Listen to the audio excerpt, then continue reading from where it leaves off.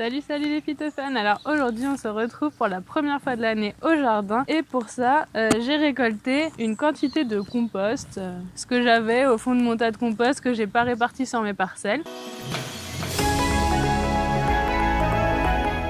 Donc je l'ai récupéré et en fait ce qui va se passer dans cette vidéo, c'est qu'on va apprendre comment enrichir le terreau de ces semis qu'on fait en intérieur. C'est-à-dire qu'une fois que le substrat il a été épuisé de tous ces minéraux, de tout ce dont la plante avait besoin, des fois il y a besoin de l'enrichir quand on veut pas le transvaser dans un pot plus grand en changeant le terreau, etc. Donc là on va faire un espèce de jus de compost pour extraire toutes les propriétés qu'il y avait dans le compost et ça on va l'additionner à du marc de café qu'on va récupérer après avoir bu notre café.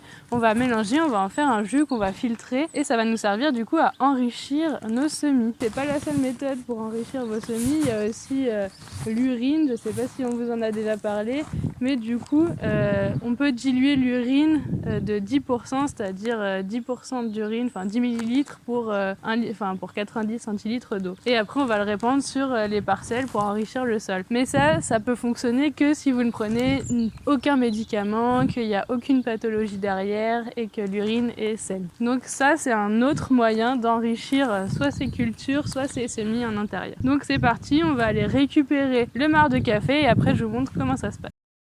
Bon bah voilà, on se retrouve à l'appartement. Donc j'avais ramassé avec vous du compost au fond de mon composteur et maintenant je vais vous montrer comment on peut faire une sorte d'eau enrichie afin de booster ses semis. Voilà ce qu'il va nous falloir. Premièrement, du compost de mur, du marc de café ici, de l'eau et puis de quoi filtrer. Donc moi j'ai pris une passoire. Donc en quoi ça va consister et quel est l'objectif? L'objectif ça va être d'enrichir le substrat de nos semis grâce à notre terreau et à notre marc de café. Pourquoi? Parce qu'ils ont un bon rapport NPK, c'est-à-dire azote, phosphore, potassium. Et du coup, c'est ça qui va permettre à nos plantes de croître, enfin de grandir. Dans le marc de café, le problème c'est que ça va favoriser la pousse de la plante au détriment de la floraison. Et c'est pour ça que je conseille d'utiliser le marc de café en association avec notre compost que au moment où les semis grandissent. Parce que sinon, après, ça va empêcher la floraison des plants et c'est pas l'objectif. Mais là, ça peut être très intéressant pour faire croître plus rapidement. Par contre, si vous avez commencé trop tôt vos semis, ne faites pas ça en plus de l'avance que vous avez pris parce que sinon, il va falloir empoter toujours plus dans des godets plus grands et vous n'allez pas vous en sortir. Donc c'est parti, qu'est-ce qu'on fait? On va mélanger le marc de café avec le compost. On va bien mélanger. Vous n'êtes pas obligé de mélanger à la main comme moi. Et on va venir y ajouter l'eau.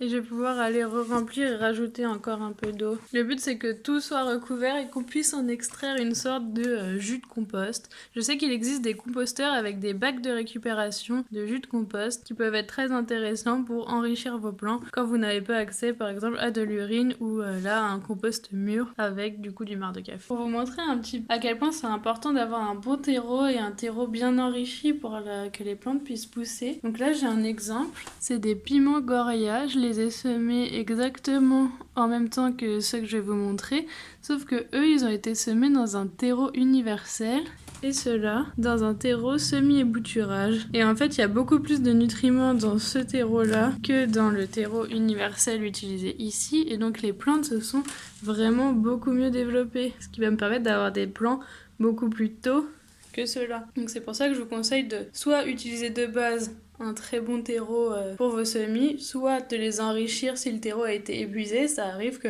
les plantes aient utilisé toutes les ressources que le terreau proposait. Et du coup, c'est là qu'il peut être intéressant d'utiliser la solution qu'on est en train de créer ici. Du coup, qu'est-ce qu'on fait? Donc on prend un deuxième contenant. Moi, j'ai pris un petit contenant comme ça. Par-dessus, je viens mettre ma passoire qui va me servir à dégrossir, c'est-à-dire enlever tous les petits bouts de bois qu'on va avoir dans notre préparation. Et je vais passer ça un peu au tamis pour récupérer seulement le liquide qui va nous servir à enrichir nos plants. On va passer une partie du liquide à travers la passoire. Elle va filtrer le plus gros et on va se retrouver avec une sorte de jus de compost que je vais verser ici parce qu'il y a un bec verseur.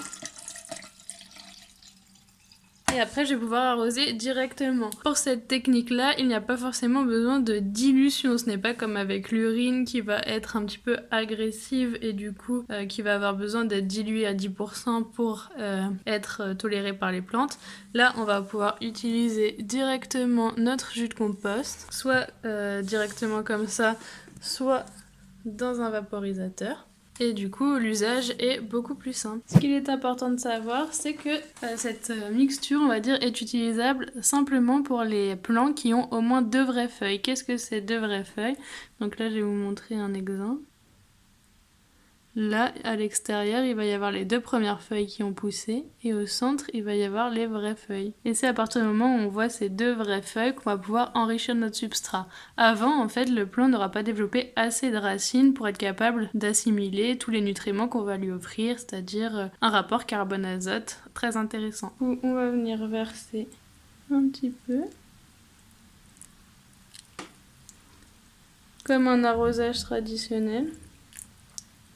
Ce qu'il est possible de faire également, c'est de faire ça sur une parcelle, c'est-à-dire préparer un jus de compost avec du marc de café et de le mettre avant de mettre la parcelle en culture, c'est-à-dire pour enrichir le sol de base avant même de planter les plants en terre. Bon bah voilà, encore une vidéo qui se termine, j'espère que celle-ci aussi vous aura plu. Comme d'habitude, n'hésitez pas à liker, à vous abonner et pensez bien à activer la cloche si vous ne le faites pas, vous ne serez pas notifié des prochaines vidéos. Et moi je vous dis à dimanche prochain pour une nouvelle vidéo.